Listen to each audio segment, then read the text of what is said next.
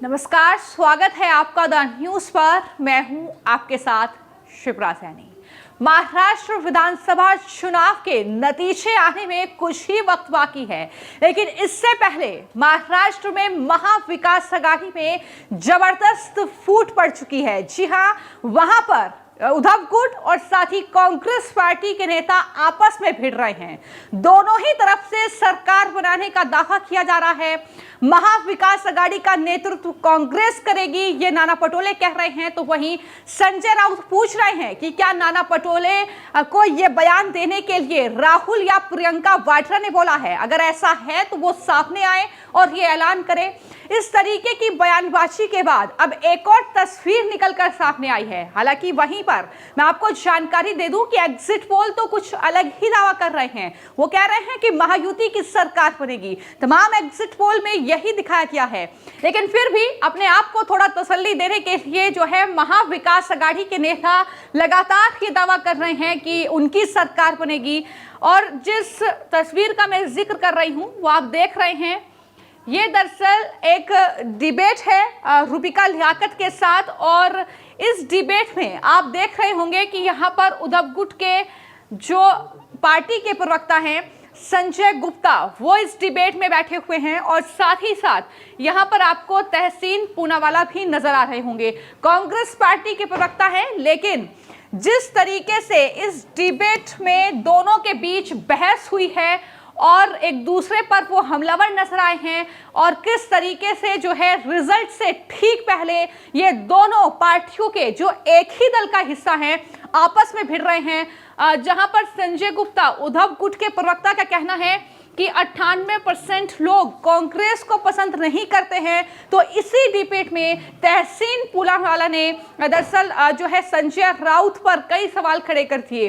तहसीन पूनावाला ने कहा कि आप मुख्यमंत्री थे, आपके नाक के नीचे से आपके विधायकों को पुलिस दूसरे राज्य में ले गई, आप फेसबुक पर तालियां बजाते रह गए, ये तहसीन पूनावाला ने कहा। लेकिन इसी के साथ जिस तरीके से उन्होंने कहा कि संजय राउत की क्या भाषा है, क्या वो बोलते हैं, उन्हें तमीज नहीं है, जिस तरीके से ये तमाम बातें कही हैं, इससे तो ये स्पष्ट हो गया है कि अगर मान लीजिए कि बहुमत का आंकड़ा महाविकास आघाड़ी के पास भी जाता है तो उसके बाद भी महाराष्ट्र में जो है महाविकास आघाड़ी की सरकार बनना बहुत मुश्किल नजर आ रहा है। क्योंकि यहां पर एक ही गठबंधन का हिस्सा दो पार्टी यानी कांग्रेस और उद्धव गुट के नेता जिस तरीके से आपस में भिड़ रहे हैं, एक दूसरे पर आरोप लगा रहे हैं। तहसीन पूनावाला ने जो बातें कही हैं कि उद्धव गुट की नाक के नीचे से उनके ही पार्टी के जो नेता थे शिंदे, उन्होंने दरअसल विधायकों को अपनी तरफ खींच लिया और इस तरीके से आपसे सत्ता छीन ली। उस पर संजय गुप्ता पलटवार करते हुए कहते हैं कि आप भी तो उसी गठबंधन का हिस्सा थे, तो आपने क्या अपने विधायकों को रोक लिया? ये तमाम चर्चा जो है इस डिबेट में हुई, ये आरोप प्रत्यारोप इस डिबेट में हुए। लेकिन ये चीज यहीं पर थम नहीं रही है। सिर्फ एक नेता नहीं है, दो नेता नहीं है, बल्कि अब ऐसे जो नेता हैं उद्धव गुट की साइड से भी और कांग्रेस पार्टी की साइड से भी लगातार लिस्ट लंबी होती जा रही है। यानी मुश्किलें लगातार जो है वो बढ़ती जा रही है महाविकास आघाड़ी गठबंधन के लिए। और यहां पर उसके बाद भी तहसीन पूनावाला जो है वो एएनआई पर आकर बयान देते हैं। वो वही संजय राउत ने जिस तरीके से नाना पटोले पर हमला बोला है, उन्होंने कहा कि हम ये मानने के लिए तैयार नहीं है कि कांग्रेस जो है वो महाविकास आघाड़ी का नेतृत्व करेगी या सीएम पद जो है वो महाविकास आघाड़ी में से कांग्रेस पार्टी में से चुना जाएगा। इसको लेकर संजय राउत और नाना पटोले के बीच तो जबरदस्त बहस हुई, लेकिन अन्य नेताओं के बीच भी इस तरीके की जोरदार जो बहस है वो देखने को मिल रही है। यहां पर तहसीन पूनावाला ने कहा कि एमवीए निश्चित रूप से सरकार बनाएगी। महाराष्ट्र में एक बात तो तय थी, बीजेपी विरोधी माहौल था, ये तमाम बातें वो कर रहे हैं। लेकिन उन्होंने इस बात का भी जिक्र किया कि मैंने ये भी देखा कि संजय राउत ने किस तरह से नाना पटोले पर हमला किया। अगर एमवीए सरकार बनाती है तो ये स्पष्ट है कि कांग्रेस सबसे बड़ी पार्टी होगी। इसलिए अगर नाना पटोले चाहते हैं कि कांग्रेस से सीएम हो तो इसमें क्या गलत है? वो राज्य पार्टी प्रमुख है और वो अपनी पार्टी के बारे में सोचेंगे। इसलिए मुझे लगता है कि इस पर चर्चा की जा सकती है। सोनिया गांधी और शरद पवार की सलाह से कोई निर्णय लिया जा सकता है, लेकिन संजय राउत ने जिस तरह से शब्दों का इस्तेमाल किया, मुझे लगता है कि उन्हें थोड़ा संयम दिखाना चाहिए। एनडीए सरकार के गिरने के पीछे सबसे बड़ा कारण संजय राउत थे।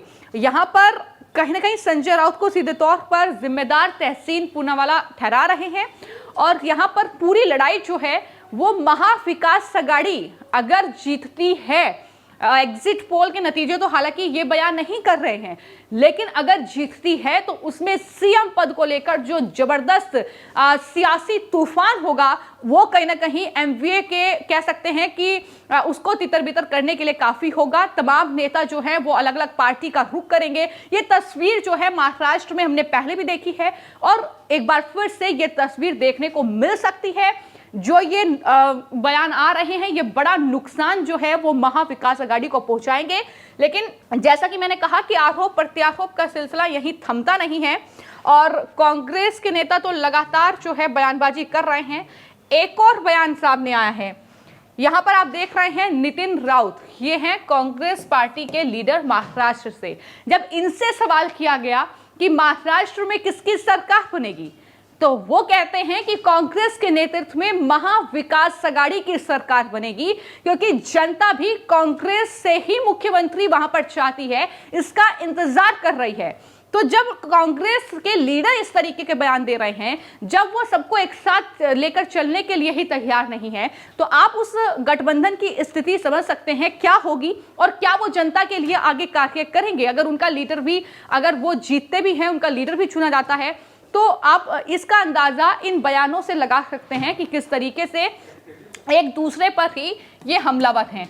नितिन राउत क्या कह रहे हैं? नितिन राउत कह रहे हैं कि महाराष्ट्र कांग्रेस के नेता हैं कि यूबीटी पाला बदल सकती है, यानी यहां पर तो वो उद्धव ठाकरे पाला बदल सकते हैं। ये बड़ी बात वो कह रहे हैं कि हमें तो उद्धव ठाकरे पर भरोसा ही नहीं है। तो महाराष्ट्र की जनता ये सोच ले, ये समझ ले कि अगर महाविकास अघाड़ी में ये स्थिति रहेगी कि वहां पर जो है आपने वोट अगर इसलिए चुना दिया हो महाविकास अघाड़ी को कि दरअसल महाराष्ट्र का विकास करेगी या जनता की सुध लेगी, तो ऐसा कुछ भी होने वाला नहीं है, क्योंकि नेताओं के बयान साफ तौर पर नजर आ रहे हैं यहाँ कहते हुए कि कोई पाला बदलेगा तो आपस में फूट भी रहेगी। तो इस तरीके से जो जंग है वो देखने को मिलेगी, यानी जनता के लिए कोई कार्य होने वाला नहीं है। तो यहाँ पर जो पत्रकार हैं डीडी न्यूज के अशोक श्रीवास्तव, उनकी तरफ से तहसीन पूनावाला के जो बयान हैं, जिस तरीके से वो संजय राउत को बोल रहे हैं, जिस तरीके से वो कह रहे हैं कि उद्धव की नाक के नीचे से शिंदे ने सरकार बना ली विधायकों को अपने पाले में कर, ये तमाम बातें कह रहे हैं, तो उसमें वो लिखते हैं कि मैं हमेशा से मानता हूं कि कांग्रेस का मीडिया सेल अगर तहसीन पूनावाला जैसे सुलझे साहसी व्यक्ति संभालते और वैचारिक मसलों पद पार्टी में उनकी राय ली जाती, तो कांग्रेस की ऐसी दुर्गति नहीं होती। यानी यहां पर वो तहसीन की तारीफ कर रहे हैं, लेकिन इसी के साथ वो लिखते हैं कि तहसीन भाई के अलावा कांग्रेस सहित पूरे इंडिया अलायंस में किसी की हिम्मत नहीं है ये सच स्वीकारने की कि महाराष्ट्र में महाविकास अघाड़ी की सरकार संजय राउत के एरोगेंस और उद्धव ठाकरे द्वारा आंख बंद करके संजय राउत की सलाह पर अमल करने के कारण गई है। यानी यहां पर तो जिस तरीके से संजय राउत उद्धव ठाकरे की किरकिरी हो रही है, ऐसा लगता है कि कहीं ना कहीं अब अगर महाविकास अघाड़ी हारती है महाराष्ट्र, अगर एग्जिट पोल के जो आंकड़े हैं अगर वो परिणाम में बदलते हैं, तो इसके बाद जाहिर तौर पर उद्धव ठाकरे का राजनीतिक जो करियर है वो कहीं ना कहीं खत्म होने की कगार पर पहुंच जाएगा और उसमें एक बड़ी वजह बनेंगे संजय राउत। ये लगातार सोशल मीडिया पर भी जनता इसको लेकर जो है कहीं ना कहीं चर्चा कर रही है। तो ये तस्वीर जो निकलकर सामने आई है, रिजल्ट का अभी भी इंतजार है, अभी भी कुछ वक्त रिजल्ट पे बाकी है, लेकिन इन नेताओं से जनता का ये कहना है कि सब्र नहीं हो रहा है और इस तरीके से अभी एग्जिट पोल के नतीजे आने के बाद ही आपस में जिस तरीके से भिड़े हैं, नाना पटोले ने तो वोटिंग के दिन ही ये कह दिया था कि कांग्रेस के नेतृत्व में महाविकास अघाड़ी में मुख्यमंत्री का चेहरा चुना जाएगा, और वहीं पर संजय राउत कह रहे हैं कि हम इसे मानने के लिए तैयार नहीं हैं। तो सवाल यही है कि अगर महाविकास आघाड़ी जीतती है तो क्या जनता के लिए काम करेगी या अपने ही पचड़े सुलझाने में व्यस्त रहेगी? यह कहीं ना कहीं सबसे बड़ा सवाल है। और क्या वाकई एक ऐसी सरकार हमें महाराष्ट्र में देखने को मिलेगी जो स्थिर होगी? ये भी कहीं ना कहीं सवाल बना हुआ है। जिस तरीके का ये संग्राम एक तरीके से कह सकते हैं कि महाविकास आघाड़ी के भीतर दिख रहा है, लेकिन वहीं पर महायुति में ऐसी कोई स्थिति नजर नहीं आ रही है। उनका साफ तौर पर कहना है कि एग्जिट पोल के जो नतीजे हैं वही एक्चुअल नतीजे भी होने वाले हैं और सरकार बनाने में हम कामयाब रहेंगे।